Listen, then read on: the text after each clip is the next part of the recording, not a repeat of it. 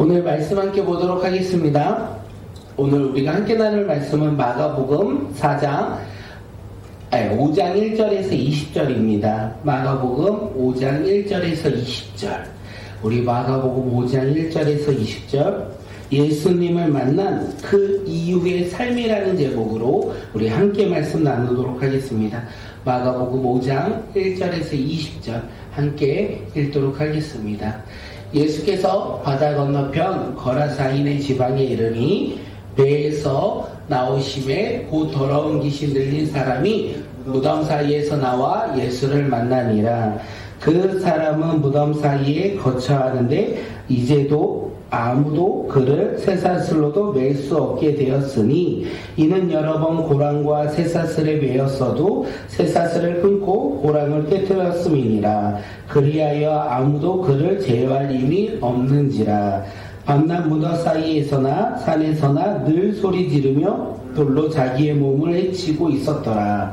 그가 멀리서 예수를 보고 달려와 절하며 큰 소리로 부르짖어 이르되 지극히 높으신 하나님의 아들 예수여, 나와 당신이 무슨 상관이 있나이까? 원하건대 하나님 앞에 맹세하고 나를 괴롭히지 마옵소서 하니, 이는 예수께서 이미 그에게 이르시기를 더러운 귀신아 그 사람에게서 나오라 하셨음이니라. 이에 물으시되 내 이름이 무엇이냐 이르되 내 이름은 군대니 우리가 많음이다 하고 그 지방에 보내지 마시기를 간구하더니 마침 거기 돼지의 큰 떼가 산 곁에서 먹고 있는지라.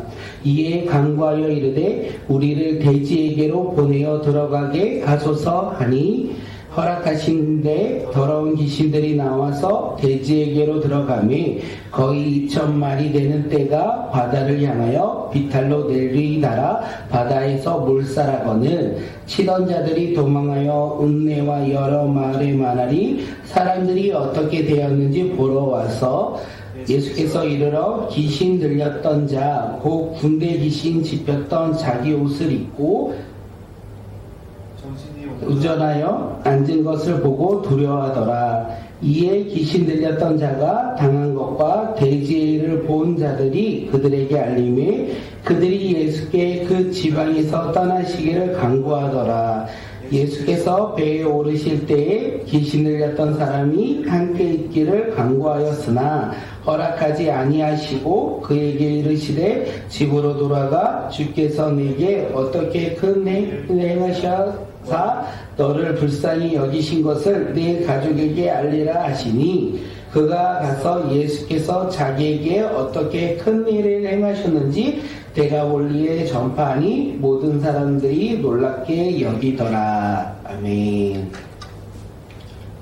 오늘의 말씀의 제목은요, 예수님을 만난 그 이후의 삶입니다. 예수님을 만난 그 이후의 삶.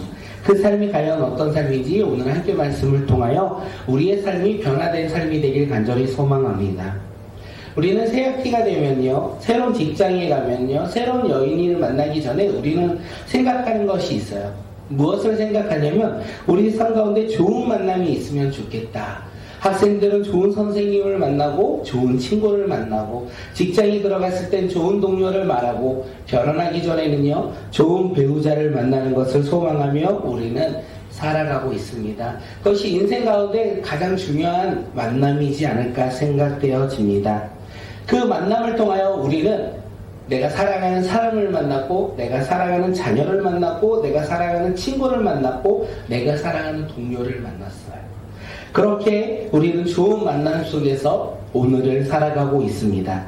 그런데 문제는 무엇이냐면 그렇게 좋은 만남일지라도 우리는 언젠간 헤어지는 불완전한 만남 속에서 우리는 살아간다는 거예요. 영원한 좋은 만남이 아닌 잠시 만나고 흩어지는 관계 속에서 우리는 살아가고 있다라고 이야기를 하고 있습니다. 배우자가 아무리 좋아도요 평생을 살아갈 수가 없는 거예요. 오늘을 살아가지만 언제 우리가 부름받아 그 배우자 곁을 떠날지 아무도 모른다라는 거죠. 그렇게 우리의 삶 속에서 진짜 가장 좋은 만남은 변함이 없어야 된다는 거예요. 변함이 없는 삶, 언제나 나와 함께, 우리와 함께하는 만남이 아닐까 생각되어집니다. 그 만남은요, 주님과의 만남밖에 없다라는 거예요. 주님과의 만남을 통하여 우리는 영원한 기쁨을, 영원한 생명을 누리게 돼요. 그리고 주님께서 주시는 그 만남을 통하여 우리는 영원한 사명을 가지고 믿음으로 오늘을 살아가는 삶으로 변화가 되는 것이 아닐까 생각되어집니다. 좋은 만남 속에서 우리가 사람들, 환경들, 관계들이 회복되길 소망하지만 진짜 우리 삶 가운데 가장 좋은 만남은 언제나 변함없이 우리와 함께 하시고 우리의 삶을 인도하시는 그 주님과의 만남이 오늘도 지속되고 오늘 우리 삶 가운데서도 열매 맺는 귀한 믿음의 하루가 되길 간절히 소원합니다. 오늘 본문은 그 만남을 이야기하고 있어요.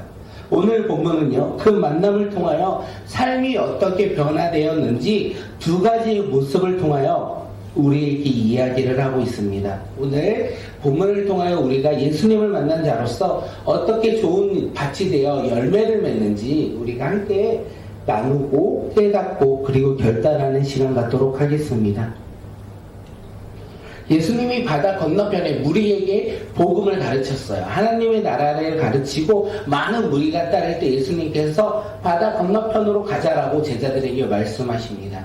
예수님이 바다 건너편으로 가실 때 어저께 본문에서 보니까 강퉁을 만나요. 강퉁을 만나지만 예수님께서 잠잠하라 말씀하시고 그것을 해결하신 후에 바다 건너편이 주로 누가 사냐면 유대인들이 아닌 이방인들이 주로 사는 지방으로 예수님께서 오십니다. 그리고 그곳에서 새로운 만남을 기다리고 있다는 거예요. 그 만남, 어떤 만남이겠습니까? 수많은 유대인들의 무리를 떠나 강퉁을 뚫고 만나고자 하신 예수님께서 그 한 사람의 한 영혼을 만나고자 그 길을 걸어가셨는데 그 사람은 과연 어떤 사람입니까? 우리 2절 말씀 한번 읽도록 하겠습니다. 2절 배에서 나오심에 곧 더러운 귀신 들린 사람이 무덤 사이에서 나와 예수를 만나니라. 예수님을 만난 사람은요, 그 당시에 유대인으로서 회당을 지키는 회당장도 아니고 로마 군인도 아니고 백부장도 아니고 바리새인과 서기관과 사두개인들이 아니었어요. 예수님이 만난 사람은요, 귀신 들린 사람을 예수님께서 만나 주셨다라는 거예요. 귀신 들린 사람이 나 귀신 들려서 예수님께서 도와달라라고 요청하여 배를 타고 온 것이 아니라 예수님께서 배를 타고 강풍을 뚫고 만난 사람이 귀신 들리는 사람이었다라는 것을 우리에게 이야기합니다. 예수님이 지금 그를 만나고자 오신 거예요. 세상은 이런 만남을 가리켜 뭐라고 이야기하냐면 우연이다라고 이야기를 해요.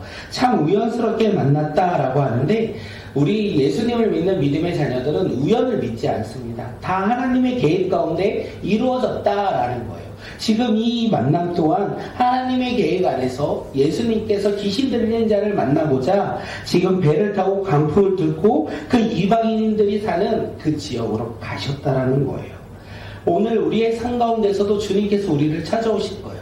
내가 무언가를 노력하여 예수님께서 내 삶에 오신 것이 아니라 예수님은 나를 만나 주시고자 삶 가운데 나의 삶의 모진 강풍 속에 헤매고 살고 있는 우리의 삶 속에서 예수님은 나를 찾아오시고 나를 만나 주신다는 거죠. 그 만남으로 오늘을 살아가는 자들이 되길 소망합니다. 나의 힘과 나의 의지로 오늘을 살아가는 자들이 아니라 나를 찾아오신 예수님, 나를 찾아오시고 나에게 말씀하시고 나의 삶 가운데 비전을 주시는 그 주님을 만나고 그 만남을 통하여 우리의 삶이 변화되어 주님께 한 걸음을 내딛는 믿음의 자녀들이 되길 간절히 소망합니다. 내가 찾는 예수가 아니라 나를 찾아오신 예수, 그 주님과의 만남이 우리 삶 가운데 오늘 하루 또다시 열매 맺고 그 열매를 통하여 기뻐하는 믿음의 자녀들이 되길 간절히 소망합니다. 이제 이 만남을 통하여 그의 삶이 변화된 것을 우리가 볼 거예요. 귀신 들린 자를 찾아오신 예수님, 그 예수님을 만난 이 사람이 어떻게 변화되는지 말씀을 통하여 만남도 중요하지만 그 이후의 삶이 얼마나 크게 변화되어야 하는지 오늘 말씀을 통하여 우리가 함께 깨닫길 간절히 소망합니다. 귀신 들린 사람은요, 무덤에서 살았어요. 무덤에서 한없이 살면서 밤낮 없이 소리 질렀어요. 그래서 주변 사람들이 그를 바라보며 쇠고랑을 차고 그가 움직일 수 없도록 돌아다닐 수 없도록 그를 제압하고자 했어요. 그런데 그의 힘이 얼마나 강했는지 아무도 그를 제압하지 못하였다. 그는 자기 몸을 해하기도 했어. 그렇게 그는 다른 사람들에게 피해를 주며 살아갔던 사람이 누구냐면 귀신 들린 사람이었다라는 거예요. 그 귀신 들린 사람, 아무도 제압할 수 없고 아무도 그를 말릴 수 없었던 귀신 들린 그 사람이요, 놀라운 일을 행합니다. 예수를 만나고 예수를 바라봐요. 그리고 예수께 달려와 절을 합니다. 무엇이라고 이야기합니까? 그 귀신 들린 사람이 예수님을 만나 예수님을 무엇이라고 얘기합니까? 우리 7절 한번 보도록 하겠습니다. 7절이요. 함께 읽겠습니다. 큰 소리로 부르짖어 이르되 지극히 높으신 하나님의 아들 예수여, 나와 당신이 무슨 상관이 있나이까? 원하건대 하나님 앞에 맹세하고 나를 괴롭히지 마옵소서 하니. 지극히 높으신 하나님의 아들 예수님이라고 지금 이 귀신 들린 사람이 고백하고 있는 거예요. 예수님을 만나고 한 사람을 본 것이 아니라 하나님의 아들을 그가 보았다는 것을 알고 있었어요. 귀신 들린 사람은 예수님이 하나님의 아들이라는 것을 그가 알고 있었고, 나를 괴롭히지 말라 이렇게 이야기해요. 누가복음에서 예수님께서 말씀하세요. 예수님이 누구신가를 제자들에게 말씀하세요. 하나님의 나라를 수많은 비유로 말씀하셨어요. 그런데 그들은 아직까지도 예수님께서 하나님의 아들인 것을 알지 못하였는데, 이 귀신 들린 자가 고백을 해요. 지극히 높이신 하나님의 아들이시여, 나를 괴롭히지 마옵소서. 사단은 예수님이 누군지 알고 있었다는 거예요. 사단은 예수님이 하나님의 아들, 이 땅 가운데 오신 메시아인 것을 알고 있었다는 거예요. 그러면서 자신을 괴롭히지 말아달라 이렇게 이야기를 합니다. 귀신 들린 자들을 귀신 들린 자에게 그 사람이 이제 귀신들이 예수님께 나를 괴롭히지 말라고 하고 자신들을 돼지떼에 옮겨가서 살게 해달라라고 이야기할 때 예수님께서 허락하심에 그 귀신 들린 자들이 돼지떼에게 들어갈 수 있었던 거예요. 예수님께서 그것을 허락하지 않았다면 그들은 그 자리에 나와 사라지는, 죽어야 하는 귀신이었던 존재이지만, 사단이었던 존재이지만, 예수님께서 허락하심에 이 귀신 들린 자들이 예수님에게, 돼지에게 넘어가 돼지가 바다로 빠져 몰살당하였다. 성경은 이렇게 이야기하고 있습니다. 귀신 들린 자는 아무도 그를 제압할 수 없었어요. 그런데 그 귀신은 예수님을 보자마자 알았어요. 하나님의 아들, 지극히 높으신 하나님의 아들 예수님. 그러므로 말미암아 우리가 알 수 있는 것은, 우리는 이 세상 사단 마귀를 이길 수 없는 연약한 존재가 바로 오늘 우리라는 것을 알 수 있습니다. 나의 힘과 능력으로는 내가 바라보는 사단 마귀뿐만 아니라 세상의 유혹과 세상의 물질 앞에 우리는 승리할 수가 없다라는 거예요. 우리가 승리할 수 있는 방법은, 그것을 이겨낼 수 있는 예수님 앞에 나아갈 때 우리는 승리할 수 있다는 거예요. 우리 삶에 두려움과 근심과 걱정이 있습니까? 그러면 나의 생각과 힘과 내 주변 사람들의 도움으로 우리는 그것을 이겨내고자 할 때가 너무나 많이 있습니다. 그렇다고 우리가 이겨낼 수 있는 것이 아니라는 것을 오늘 우리에게 이야기해요. 오늘 하나님의 아들 예수 그리스도만이 내 삶 가운데 승리를 허락하시는 분, 내 삶 가운데 두려움 앞에, 고난과 환난 앞에서 우리가 이겨낼 수 있도록 우리를 인도하시는 분이 바로 예수님이라는 거예요. 그 예수님께서 오늘 우리를 찾아오셨고 우리를 만나 주셨다라는 거예요. 그 만남을 통하여 우리는 회복될 것이고 우리는 치유될 것이에요. 왜냐하면 승리하신 예수님, 그 주님 때문에 우리는 승리할 거라는 것을 성경은 우리에게 반복적으로 이야기하고 있습니다. 이제 돼지떼가 죽었다는 소리를 성읍에 살고 있는 여러 사람들이 들었어요. 그래서 그들은 그것을 보고자, 확인하고자, 구경하고자 예수님께로 옵니다. 그때 놀랍게도 귀신 들린 자가 자기 옷을 입고 가만히 앉아 있는 거예요. 원래 귀신 들린 자는요, 옷을 입지 않았어요. 그리고 산과 그 다음에 무덤 사이를 돌아다니면서 밤낮 없이 소리를 지르며 자기의 몸을 해냈던 사람이 옷을 입고요, 가만히 온전히 앉아있는 것을 보았어요. 그때 사람들은 얼마나 두려웠겠습니까? 얼마나 걱정했겠습니까? 그런데 그 귀신 들렸던 자가 예수님을 만난 모든 일들을 지금 사람들에게 이야기했고 사람들에게 가르쳐 주었습니다.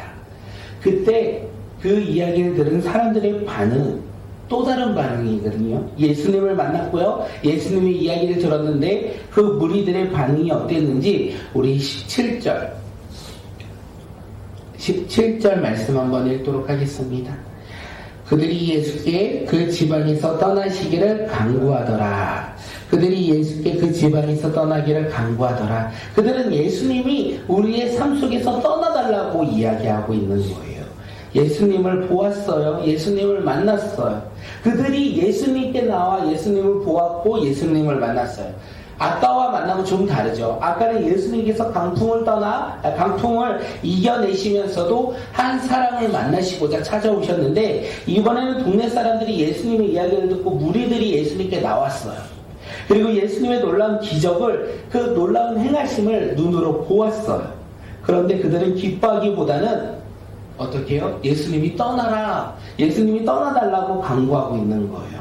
왜냐하면 대지 때에 지금 몰살로 말미암아 자신들의 물질의 손해가 있었기에 더 이상 예수님이 우리와 함께한다면 우리가 더 많은 손해를 볼 수 있을 것이라 생각하며 그들은 예수님을 바라보고 떠나달라 이렇게 이야기하고 있는 거예요.